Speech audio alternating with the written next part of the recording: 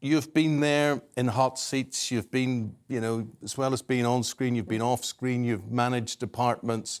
What is your instinct on all of this? If you were the boss man at the BBC, would you fire Gary Lineker? No, I wouldn't. I'd feel like firing my chairman, who's been noticeably silent, indeed totally absent the past few days. And the reason he's absent, of course, is because people don't entirely trust him, because he was appointed by Boris Johnson and because he did not declare to the committee that had to rubber stamp his appointment that he'd been involved in discussions with Boris Johnson about the then Prime Minister's private financial affairs. So people don't trust him. People also wonder genuinely why a presenter paid, the BBC highest paid presenter, should be allowed to express his views on issues of controversy, which will continue for up to the next election.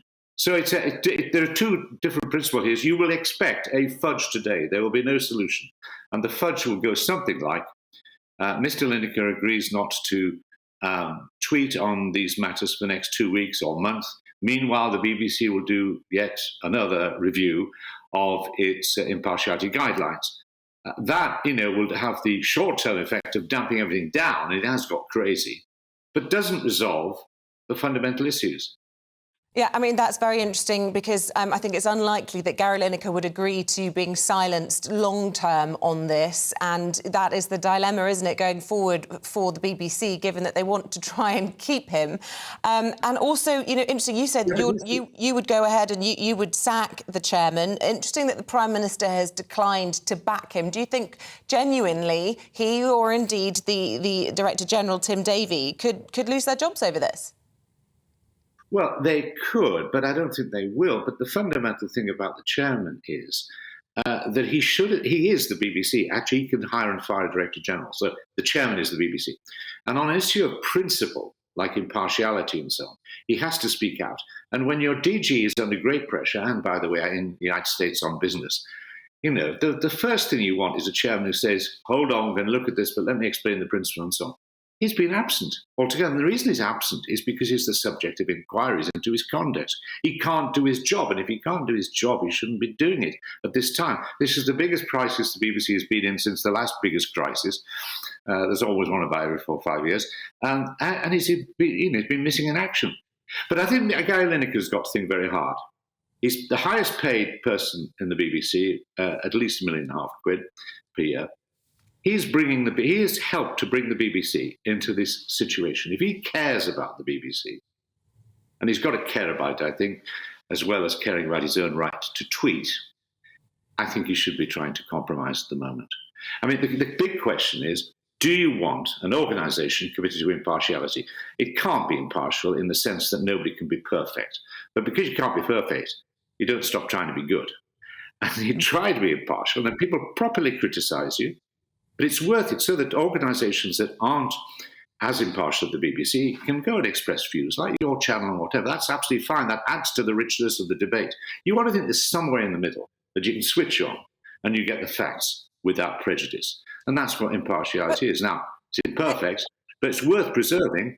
But Roger, A, he didn't make those statements whilst on the BBC. He did that from his private Twitter account, and B, he's not a news anchor. It is totally different, and that's a point that's made in the editorial's own guidelines, that he was a low-risk threat to the BBC's impartiality because his opinion did not overlap with his area of work.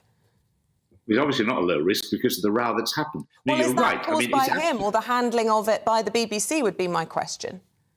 No, who tweeted in the first place, and who used the language about 1930s Germany, which was ill-advised, and a number of Jewish people understandably think that diminishes the awfulness of what happened in Germany, which is in no way in comparison with the situation that obtains now. So he, of course, he's not a news and current affairs presenter, for it more difficult, but he is regarded as one of the main faces of the BBC, and that has to factor in the use of his language. I mean, what is he about here? If he wants to get involved in politics, and I think he'd be very good at it, let him do it. But you shouldn't do that and take the amount of money and the presence of the BBC. And the other thing which is really tragic about this, absolutely tragic, is the asylum and refugee problem is extraordinarily difficult.